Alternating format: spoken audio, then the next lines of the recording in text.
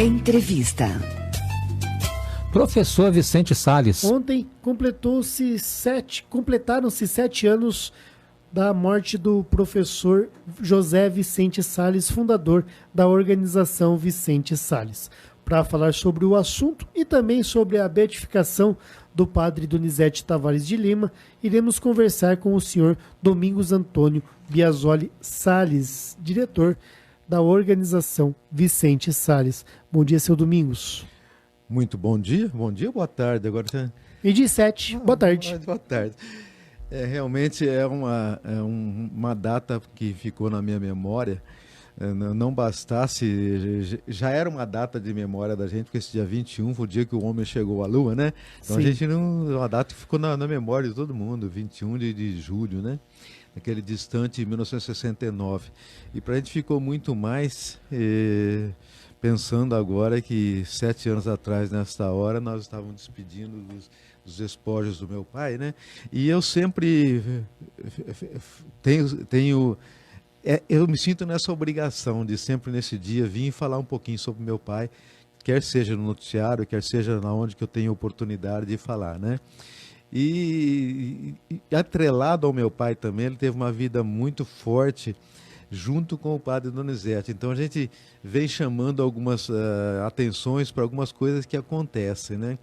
Eu considero meu pai iluminado pelo que ele fez aqui na Terra, e costumo sempre dizer aquelas coincidências que existem com relação ao meu pai.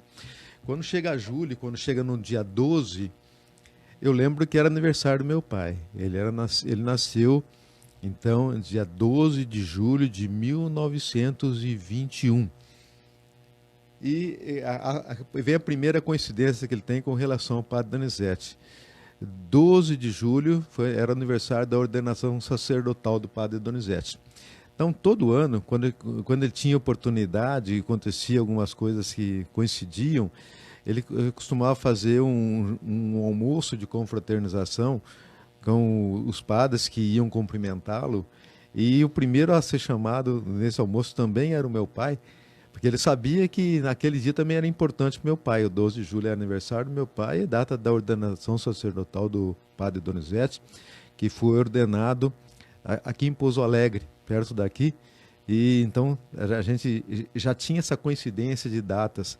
E quando eu falo com meu pai, é uma pessoa iluminada, que eu vejo até as coincidências. Eu não sou aqueles que fazem as coordenações numéricas, mas meu pai nasceu no dia 12 de julho e morreu no dia 21. E as datas de nascimento, ele nasceu em 1921 e morreu em 2012. Quer dizer, 21 para 12 era 92 anos? 92 anos. Então, ele faleceu 21 de julho de 2012. 2012. Então, as coincidências vêm aí. O que aconteceu é que a gente... quando aconteceu a beatificação do padre Donizete, que foi no começo do mês de abril, eu estava meio fora de fuso horário, eu não estava em condições de trabalho. Eu tive uma jornada religiosa minha, que eu guardei bastante para a minha vida, lá para Jerusalém, e eu estava chegando, então eu estava meio fora de fuso horário. Quando teve a notícia, eu só tive... eu trouxe para vocês, vamos explorar isso aí, vamos explorar esse fato jornalístico, tudo, mas um dia eu quero vir e falar também no microfone para vocês das coincidências que tem. E agora, analisando melhor os fatos que tiveram, porque semana passada teve mais um fato interessante, eu fui atrás de saber as informações sobre a beatificação, encontrei mais alguns fatos de coincidência da vida do meu pai com o padre Donizete, e hoje fiz questão de vir aqui e conversar com vocês, né? Inclusive, você vê que coisa interessante, eu até cheguei cedo, eu falei, Sandro, corre atrás de Tambaú, lá do Fiquinho, que temos novidades. E o que ele falou para você quando você acionou ele?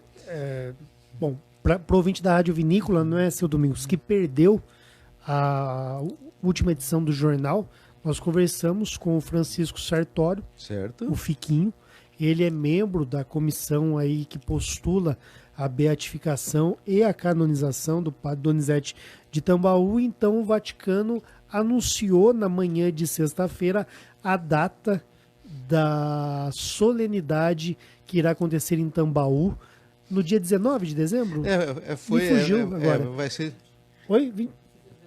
19 ou 20, né, de dezembro. A beatificação vai ser em novembro, se eu não me engano. É novembro, então não é dezembro, é novembro. É porque eu acho que é interessante, porque quando você falou para mim, ele falou, mas o Fiquinho ficou assustado, como que eu sabia dessa notícia? Exatamente. Na hora que eu liguei para ele, o Fiquinho, como você pode conversar com a Rádio Vinícola, né? O senhor pode conversar com a Rádio Vinícola hoje sobre o quê? O Vaticano acabou de anunciar que vai ser em novembro, né? A solenidade é em Tambaú, vai, né? 100 mil pessoas aí são esperadas na cidade. Mas como é que você está sabendo disso? Olha aí, eu estou sabendo que o São Domingos me contou. Olha aí, então a gente tem realmente uma luz, a gente corre atrás, está sempre ligado nas coisas que acontecem, né? Eu acho que só ele, mas meia dúzia de pessoas estavam sabendo. A vinícola sabia. E aí, seu Domingos, nós levamos a informação ao ar, passaram-se 2 horas, eu vi os principais sites católicos do mundo, ACI Digital, Zenit e outros, dando a informação 2, 3 horas depois da Rádio Vinícola, viu? Certo, olha aí. Então, que coisa interessante. Então, e aí eu pesquisando esse final de semana sobre o movimento que teve naquele dia da beatificação do padre, eu fui no YouTube e eu descobri uma coisa interessante. Na hora que a Rede Globo anunciou no Fantástico a beatificação do padre, e que me trouxeram à memória mais uma série de coisas que tive nessa convivência do padre Donizete com o meu pai. Interessante. Então vamos começar então Sim. com isso e depois eu volto a falar sobre as coincidências que eu verifiquei com relação a essa transmissão.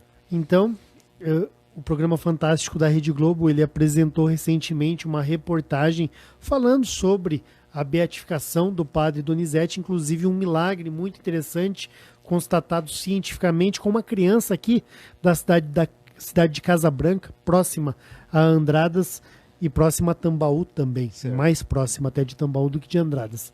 Vamos ouvir, Francisco, essa reportagem do Fantástico. Papa Francisco abriu o caminho para a canonização do padre Donizete, que durante mais de 30 anos foi sacerdote em Tambaú, no interior de São Paulo. O padre brasileiro vai ser beatificado ainda este ano. O Vaticano reconheceu como um milagre a cura de um bebê com uma deformação nos pés. A repórter Janaína Lepre conversou com a família do menino, hoje um adolescente de 13 anos. Onde acontecem os milagres? Para quem não acredita, em lugar nenhum. Para quem tem fé, em qualquer lugar. O milagre, reconhecido pelo Papa Francisco no início de abril, foi pertinho de Tambaú, no interior de São Paulo. O morador mais famoso morreu há quase 60 anos, mas até hoje, em quase toda a família por aqui, há uma história envolvendo o padre Donizete. E é um santo de casa que faz milagre. A fama do seu vigário já vem desde a década de 50. Milhares de pessoas viajavam para Tambaú atrás de uma bênção. Leonardo, Francisco e Isilda são devotos e há anos procuravam um caminho para tornar o padre Donizete santo, o 37º brasileiro. Mas para isso seria preciso que o Vaticano reconhecesse um milagre atribuído ao padre. Uma cura rápida, completa, sem sequela nenhuma, duradoura e inexplicável à luz da ciência. Até que em 2010, um sapatinho de bebê foi deixado em cima da cama do padre, onde hoje é o museu dele, como gesto de agradecimento por uma cura. Dentro, um laudo médico dizia: pé torto congênito bilateral, que é apenas o nome da mãe. Agora imagina, 2011, 2012... colocando objetos ali em cima daquele sapatinho. O sapatinho ficou perdido por 3 anos, até que uma chuva obrigou a retirada dos objetos. Essa chuva abençoada que choveu só ali. O resto da casa não. As zeladoras do museu encontraram o sapatinho e o laudo médico. Falei, padre, pelo que a gente sabe, é só cirurgicamente para voltar um pé torto para frente. E com muito botinha. Ele falou assim, e o que você vai fazer? Eu falei, eu vou tentar descobrir. Nesse ponto da história, tudo que os fiéis tinham era um nome. Mas com tantos romeiros de tantos lugares, eles não sabiam direito nem por onde começar a procurar. O que sentiam é que tinham que sair de Tambaú. E foi aí que veio a ideia. O jeito mais fácil de chegar em muitas cidades ao mesmo tempo era pelo rádio. E eu tenho um recado aqui para Margarete Arruda. Alô, Margarete, por favor, entre em contato com a radiodifusora. A rádio na vizinha Casa Branca alcançava mais de 50 cidades, mas nem precisava. Margarete morava ali mesmo. E foi assim que a comissão de Tambaú chegou até a história do Bruno, o caçula da casa, que nasceu com uma deformação nos pés. Ele só pisava com a lateral dos pés. As plantas dos pés não encostavam na superfície. O pediatra, ele confirmou, né, que ele tinha realmente pé torto congênito. Através do laudo e do raio-x e fazendo o exame físico. Numa noite, quando Bruno tinha 5 meses, a mãe lembrou das histórias contadas pela avó dela. Ela falava assim: Nossa Senhora ama o Padre Donizete. Aonde ele tá, ela tá. Não tem uma coisa que ele pede para ela que ela não faça. E na noite que eu pedi, no outro dia que eu coloquei ele em pé, ele simplesmente ficou com os pés normais, pisando sem nenhuma dificuldade. Aí eu já sabia, eu falei, já está acontecendo. Era difícil de acreditar, mas não tinha como não acreditar. E você tem vida normal? Normal, tranquilo. Tem vezes que eu até esqueço, né, um pouco disso, aí eu vou viver normal, uma criança saudável. A comissão colheu as provas exigidas pelo Vaticano, depoimentos da mãe, de médicos, exames e laudos. Mas faltava algo importante, o raio-x, feito 7 anos atrás. Ficava armazenado só por 5 anos. Depois era incinerado. Ainda já escutamos essa frase, vamos rezar para que não tenha sido incinerado. Um tempo depois, eles receberam um telefonema para ir até o hospital de Casa Branca. A gente não conhecia esse senhor, ele nos mostrou o raio-x do Bruno. Ele tinha encontrado.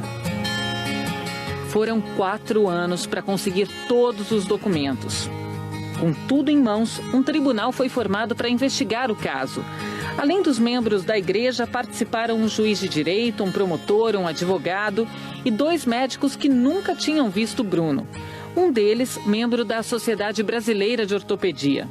Com os dados que eu tinha em mãos, a criança apresentava uma deformidade de pé torto congênito bilateral, não postural, que ele não apresentava nenhuma cicatriz, não apresentava nenhum sinal de intervenção cirúrgica e que ele, no momento, tinha um pé completamente normal, uma pisada normal, sem nenhum tipo de deformidade.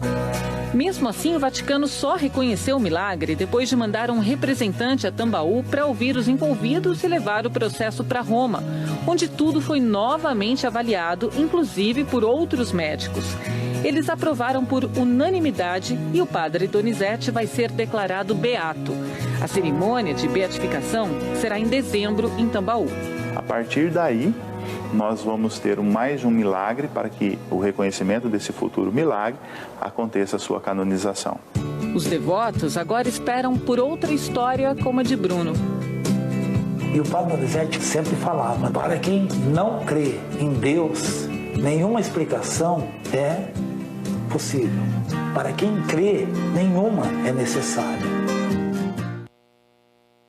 Até aqui a reportagem apresentada pelo Fantástico. Essa reportagem, seu Domingos, ela foi feita antes do anúncio oficial. Inclusive, as pessoas ouviram que foi marcada a cerimônia de beatificação para dezembro. Mas o Fiquinho já explicou para a gente, como o senhor já tinha até antecipado, não é? Que será no dia 23 de novembro. Novembro, ótimo. Novembro. Então é bom. E podem se preparar, pessoal, que você imagina que vai ser muito emocionante as coisas e vai ter muita gente lá tudo, né? Vamos ter uma nova romaria Tambaú, vamos dizer, nessa data, com certeza. E simplesmente o que eu fiz questão agora, inclusive, de vamos misturar as coisas, falar sobre a morte do meu pai, sobre o Padre Donizete, porque eles em vida foram muito chegados, então, e os fatos, as coincidências que vêm depois da morte. Quando eu vi essa reportagem, eu falei, não é possível. Eles foram localizados devido a uma transmissão na rádio de Casa Branca.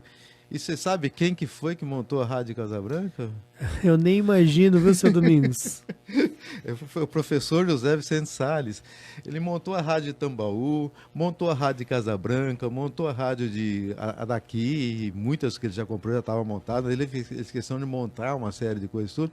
E o nome dele ficou marcado no radialismo regional, em São Paulo, em Minas.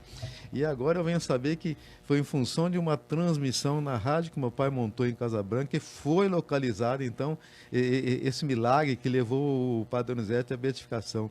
Isso para mim me emociona demais, me deixa, ele mexe comigo, porque o meu pai sempre falou, Domingos, se um dia eu for vender a rádio, vende para a igreja, vende para...